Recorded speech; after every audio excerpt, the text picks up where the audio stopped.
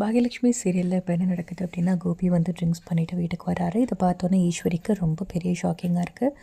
ஏன்டா அப்படி பண்ணுற, உடம்பு இருக்க நிலைமையில் இதெல்லாம் உனக்கு தேவையா அப்படின்னோடனே, ராதிகா போயிட்டாமா அப்படின்னு சொல்லிட்டு ஒரு பக்கம் ரொம்ப டென்ஷனில் வந்து பேசிகிட்டு இருக்காரு. எப்போம்மா ராதிகா இனிமேல் வீட்டுக்கு வரவே வேணாம் அப்படின்ட்டாரு. மயுவை கூட வந்து பார்க்கக்கூடாது அப்படின்ட்டாரு அப்படின்னு சொல்லிட்டாமா அப்படின்னு சொல்லி ரொம்ப டென்ஷனில் கோபி வந்து பேசிகிட்டு இருக்காரு. இதை பார்த்தோன்னா ஈஸ்வரிக்கு ரொம்ப வந்து கவலையாயிடுச்சு. இன்னொரு பக்கம் வந்து ராதிகாவோட அம்மாவை பார்த்து பாக்யா ஒரு பக்கம் பேசிகிட்டு இருக்காங்க. நாங்கள் தான் தப்பு பண்ணிட்டோம். கோபியை வந்து உங்கள் ஹஸ்பண்ட் அப்படின்னு தெரிஞ்சோன்னா ராதிகா கல்யாணம் பண்ணிக்கவே மாட்டேன் அப்படின்னு சொல்லிட்டேன். நாங்கள் தான் ஊர் தப்பாக பேசுவோம். ஏற்கனவே வந்து இது 2வது கல்யாணம் இல்லையா? ஸோ திரும்பவுமே கோபியோட பழகி மையோட பழகிட்டு இருக்காரு. நீ கல்யாணம் பண்ணிக்கோ அப்படின்னு நாங்கள் தான் வந்து ராதிகாவோட அண்ணனும் நானும் தான் புஷ் பண்ணோம். எங்கள் மேலே தான் தப்பு இருக்குது. நாங்கள் அதை செஞ்சுருக்கவே கூடாது அப்படின்னு ஒரு பக்கம் ராதிகாவோட அம்மா பாக்யாட்ட அழகிறாங்க. பாக்யாவும் ராதிகாவை நினச்சி ரொம்பவே ஃபீல் பண்ணிகிட்டு இருக்காங்க.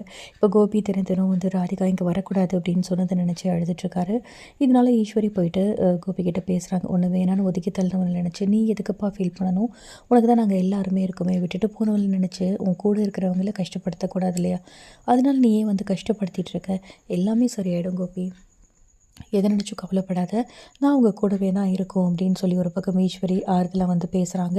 ஸோ இன்னொரு பக்கம் வந்து ஈஸ்வரியே நம்ம ஜெனி இருக்காங்கல்ல, அவங்க வந்து சொல்லிடுறாங்க, உங்களை மாதிரி நான் வந்து குழந்தைகள் நான் வளர்க்க மாட்டேன், எப்படி நீங்கள் வளர்த்து வச்சுருக்கீங்க அப்படிங்கிற மாதிரி பேச சொல்லி எனக்கு ஒரு பக்கம் கோவம் வந்துடுது. நீ எப்படி பேசலாம் அப்படி எங்கள் பாட்டி அப்படின்னு சொல்லி ஒரு பக்கம் சொல்ல, இப்போது மாடிக்கு வந்ததுக்கப்புறமா தயவுசெய்து எங்கள் பாட்டியை பேசாதீங்க, ஏற்கனவே வந்து தாத்தா இறந்து போனதுலேருந்து ரொம்ப சோகமாக இருக்காங்க எங்கள் பாட்டி, அதோட நீ வேறு இப்படி பேசலாமா, அப்படி பேசாத அப்படின்னா அப்புறம் என்ன, அவர் இஷ்டத்துக்கு பண்ணிகிட்ருக்காரு, எல்லாத்துக்கும் இவங்க சப்போர்ட் பண்ணிகிட்ருக்காங்க. பெத்த பிள்ளையாக இருந்தாலும் செஞ்ச தப்பை கண்டிக்கணும், அதுதான் வந்து உண்மையான அம்மா.